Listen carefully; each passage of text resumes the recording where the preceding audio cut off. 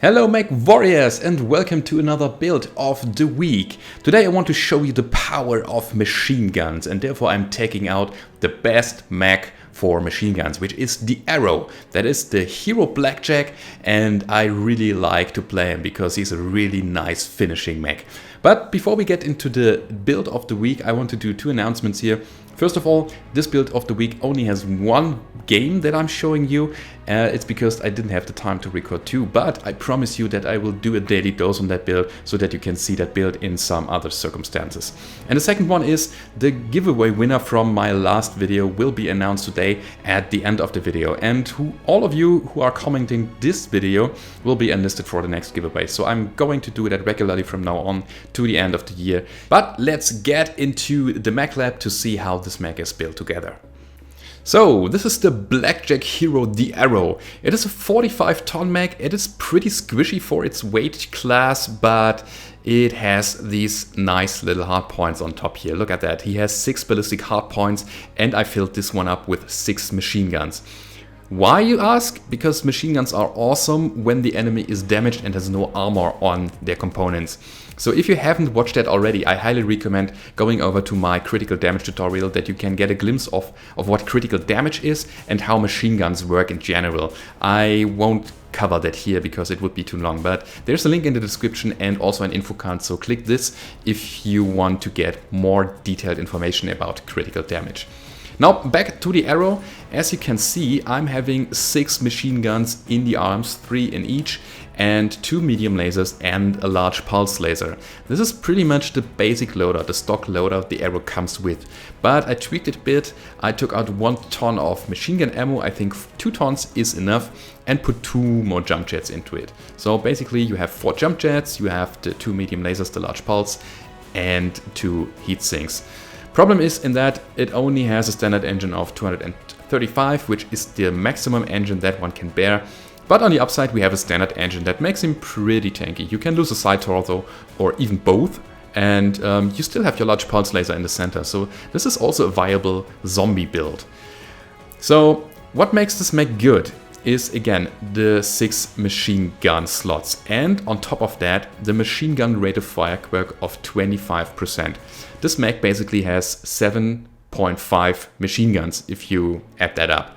So you can deal a lot of damage when the enemy has no armor on their components, and this is where the mech shines. This is the role of a finishing mech. So take that into account. It doesn't have a lot of firepower in the early phase, only actually 21. It has 11 from the large pulse and 5 of each medium laser. That makes 21 damage. It's not that big. But later on in the late game, you can just go in and you can finish the job.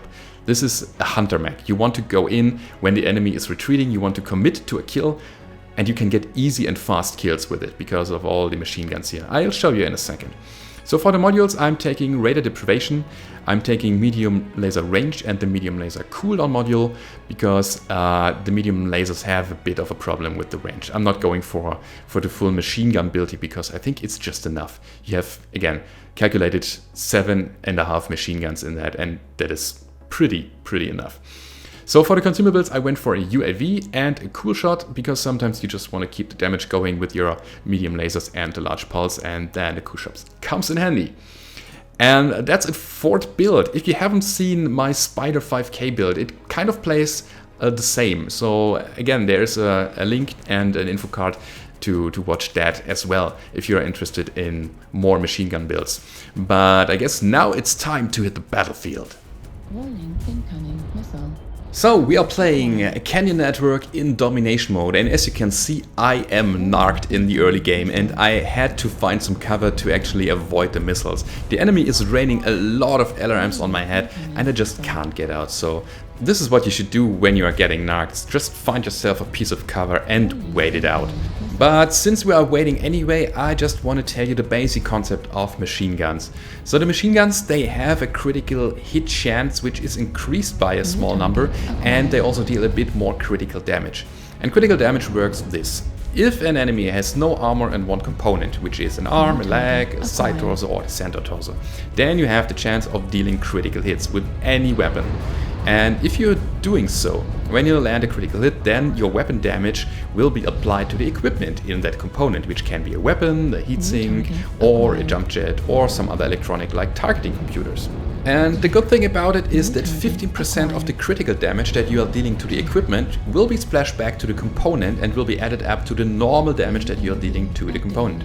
So when you're dealing critical damage, you basically deal 115% of your normal weapon damage.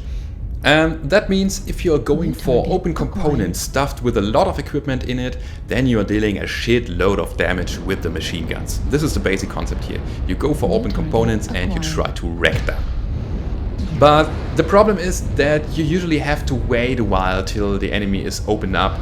You only have 2 medium lasers and a large pulse laser, and you really need that open component to fire your machine guns. You shouldn't fire them before you have that. But once you have that, like the right torso of that Grey Death here, the hero Shadowhawk, just go for it. Just fire all of your machine guns to that component and try to wreck it as soon as possible. You not only get the chance of destroying a whole mech when he has an XL engine, but you can also destroy complete components, or if not, then you can destroy the equipment in it with the critical damage. Apart from that, I won't recommend firing machine guns when the enemy has armor on it, because they will only deal a little amount of damage and you really need your ammo. So this build has 2 tons of ammo, which is plenty for machine guns. But at the same time, you have a very high quirked machine guns and you have 6 of them.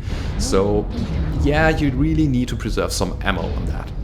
However, what I tend to do is I just fire my machine guns until I have the target info, and then I decide if I continue firing them or if I stop to do so. In this example here on the Phoenix Hawk, I am totally committing to that kill. I see that his center torso and his right leg is pretty much damaged, and I just went in and I tried to get the kill.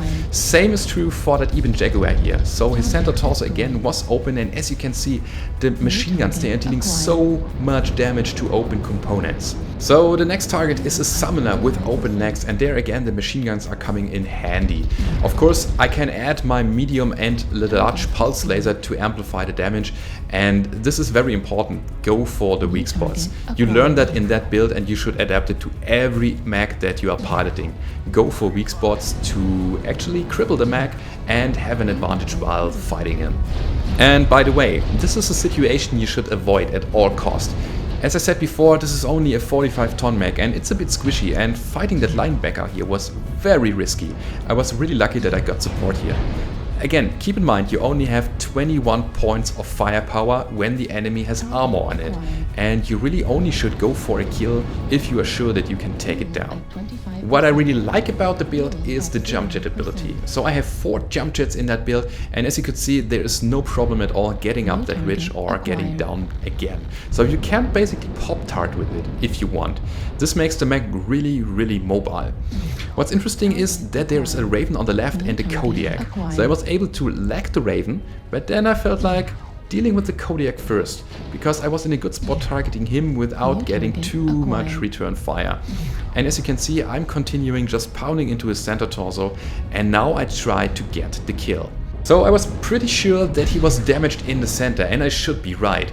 The problem is the Raven on the left side, so I needed to deal with him first. Therefore I just got his left torso, and I was really lucky that he was so damaged that I got an easy kill. And what I'm trying to do is I want to get him from behind, but then the Kodiak turned around, and now I faced a lot of firepower. And therefore I went for a jump shot. I jumped up and I fired my machine guns, and then I fell down again and just got the kill. This is a very good defensive strategy. The enemy is basically not knowing where you are coming from and where you will be landing, and therefore it's really hard to focus you and get a good shot to your center torso or to your weak points in general. And that's basically it. So it was a really good and fast game, and I really liked that one. I hope that you could see the potential of the machine guns in that. So let's have a look at the end screen and see how much damage I did. So this time it was 564, I got 6 kills, 3 assists and 11 components destroyed. It was 11. So everybody, I hope you see how powerful machine guns can be, and yeah. That is your build of the week for today. But before we end the video, let's go over and do the giveaway. So let's go over to randomcommentpicker.com. I already loaded the video and one of you will be selected out of a total comments of 398. Wow, that is a really big number actually. Crazy, you people.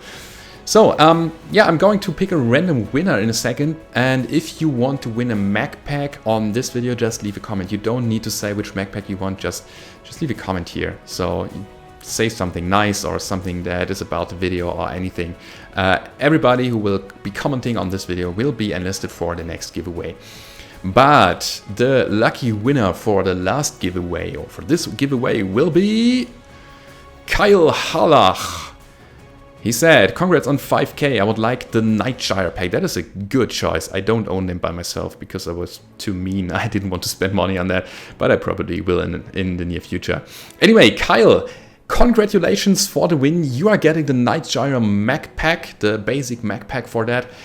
Just give me a message on YouTube, please, with your email, and then I'm sending you the gift code for that.